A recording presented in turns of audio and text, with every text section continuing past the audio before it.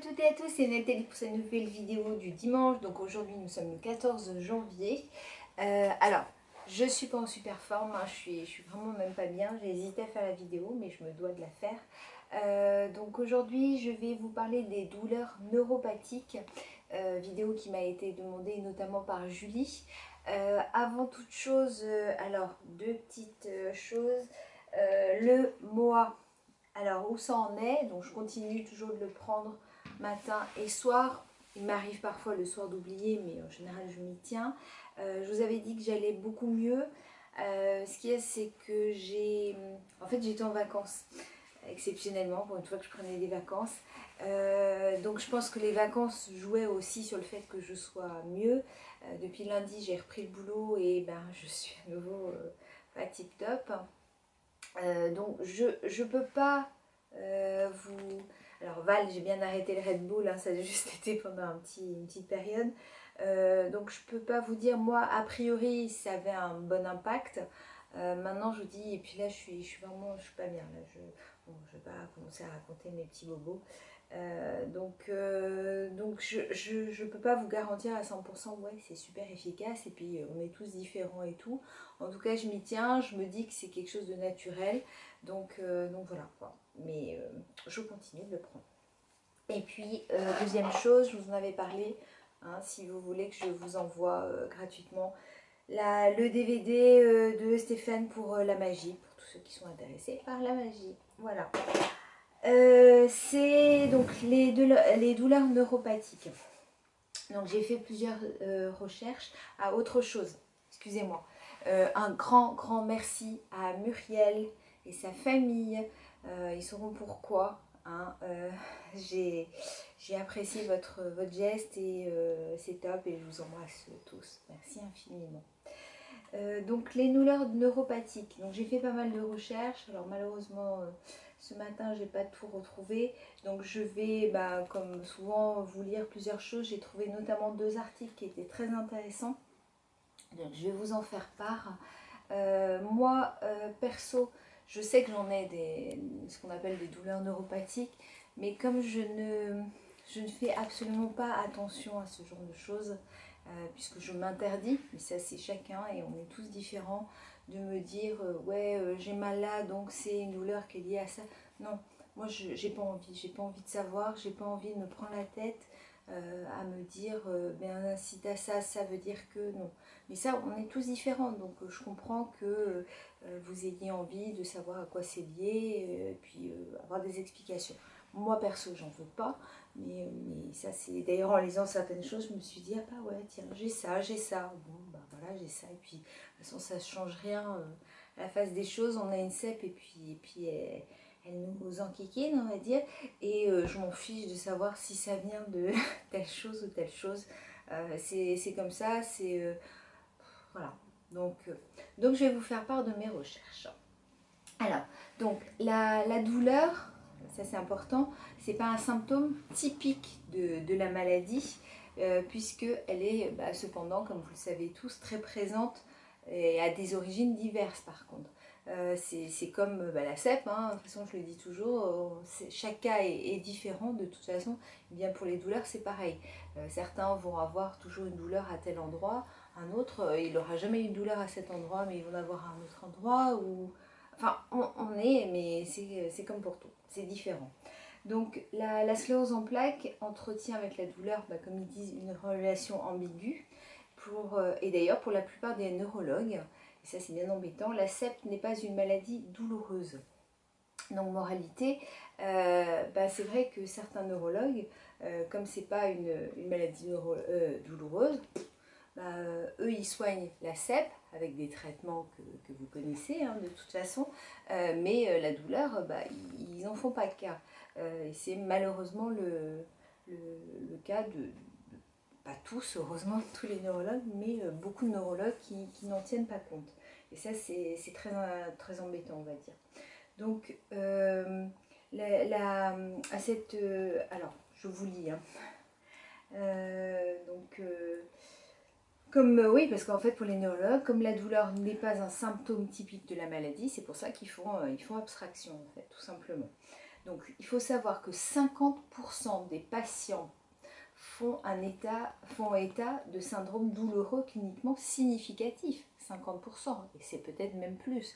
Donc c'est énorme quand même, la moitié des patients qui s'en plaignent. Donc ils disent bien, presque toujours sous-estimé, la douleur qui imprime son rythme affiche plusieurs visages. Donc la vérité est à l'image de la maladie fuyante, disent-ils. Enfin bon, tout ça pour dire qu'il existe 3 catégories de douleurs. Les douleurs consécutives aux lésions médulaires. Le sujet éprouve une sensation anormale, comme des fourmillements dans les membres, sensation de bras mort par exemple.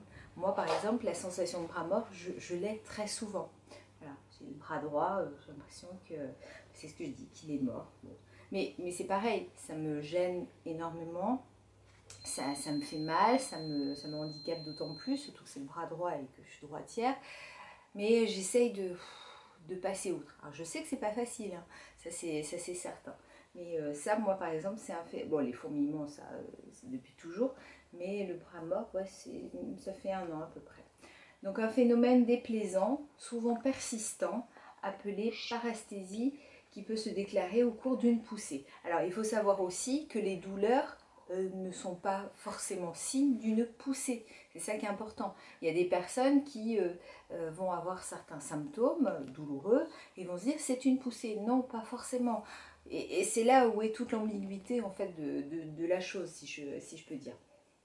Donc le syndrome douloureux peut prendre l'aspect d'une brûlure ou d'un étau. Donc Julie, je pense que tu es dans ce cas-là. Donc ça serait des douleurs consécutives aux lésions médulaires, a priori. Mais je ne suis pas neurologue, hein. Attention. Survenant même en dehors des poussées. Voilà, c'est ce que je vous disais. Ils peuvent disparaître au bout de quelques mois ou quelques années.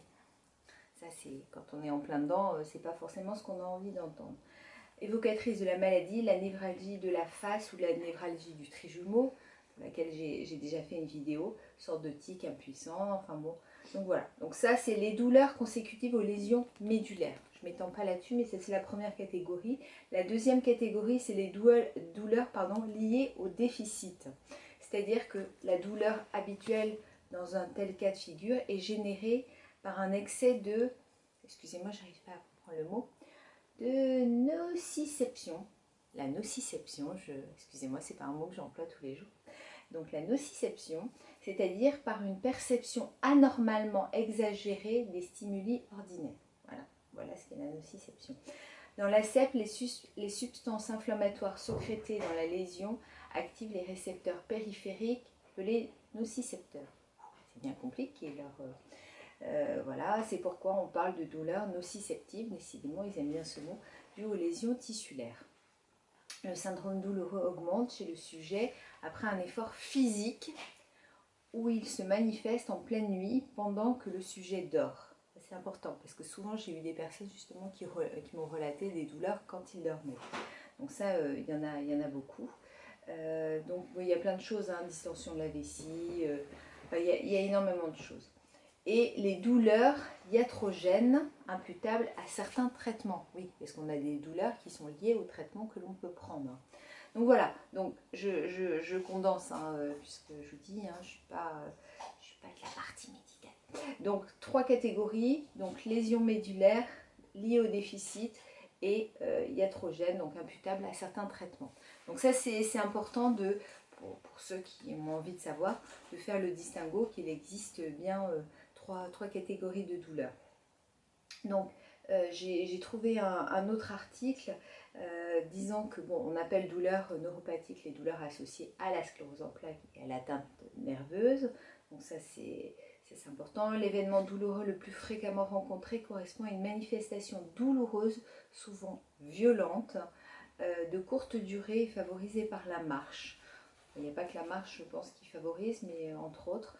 Et la prise en charge de la douleur, puisque là c'est ça qui est important, déjà connaître un petit peu.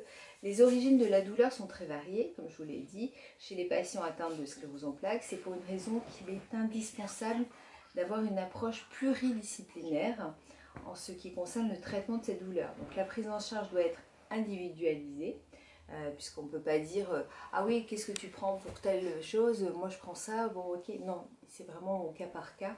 Le traitement sera principalement médicamenteux et devra être adapté au type de douleur. Il est important de noter que les antalgiques classiques sont souvent inefficaces sur les douleurs neuropathiques. Les traitements non médicamenteux tels que la kinésithérapie ou l'ergothérapie sont également possibles. Ils peuvent être efficaces notamment sur les lombalgies. Certains médecins peuvent aussi recommander des massages afin de favoriser la circulation sanguine et la relaxation. Donc ça dépend de la douleur que vous pouvez avoir. Enfin, la prise en charge psychologique est essentielle car l'impact de la douleur sur la vie et le quotidien du patient est considérable. Vous pouvez rejoindre la communauté sclérose en plaques, enfin bref, donc voilà. Donc ce qui est important, c'est donc déjà vous de savoir qu'il existe plusieurs catégories de douleurs. Il ne faut pas se dire qu'on est en pleine poussée, puisque ce n'est pas forcément une poussée. Ça peut malheureusement être une douleur qui va être récurrente. Se faire suivre, ça c'est important, parce que comme je vous l'ai dit, psychologiquement, ça peut avoir un impact énorme sur votre vie de tous les jours, parce que quand on a mal au quotidien, c'est vrai que c'est des douleurs qui peuvent être lancinantes, tout ça, bah forcément, ça monte à la tête, ça prend la tête aussi. Donc voilà, mais il faut absolument essayer. Alors ça, moi perso, j'en suis incapable. C'est peut-être pour ça aussi que je fais abstraction de décrire exactement les douleurs que l'on a, puisque ça, c'est pas forcément évident. Moi, je sais que, je vais vous dire, je vais parler comme un enfant de 3 ans, en vous disant j'ai mal au ventre. Mais après, je suis incapable de vous dire quoi aux caisses. Donc, et c'est vrai que si vous avez, vous, la possibilité, à l'inverse de moi, de dire exactement les douleurs que vous ressentez, de bien les décrire, c'est vrai que pour le médecin que vous allez voir, ce sera plus facile de vous soigner. Donc voilà, alors je suis désolée Julie, notamment, j'ai pas répondu à tes attentes, mais comme je te l'ai dit, je suis pas médecin, donc moi, te dire exactement ce qu'il faut faire. Alors je pense que c'est important, bon j'en ai parlé dans ma dernière vidéo de tout ce qui était antidépresseur, anxiolytique, ça peut être efficace quand on est dans une période où on n'est pas bien, plutôt que de péter un plomb, de prendre ce genre de choses. Mais voilà, et puis sinon il existe aussi des centres antidouleurs. Ça peut être bien de voir avec son médecin pour éventuellement s'en rapprocher quand vraiment on ne tient plus et que c'est atroce de toute façon.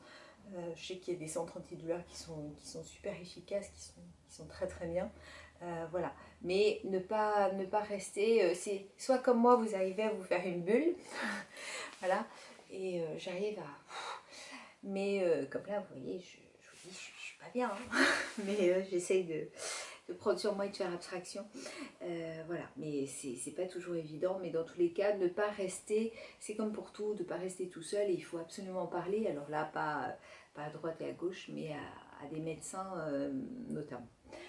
Je vais vous faire plein de gros bisous. Je pense que dimanche prochain, je vais enfin faire ma vidéo sur la toxine botulique, parce que j'arrête pas d'en parler dans les muscles.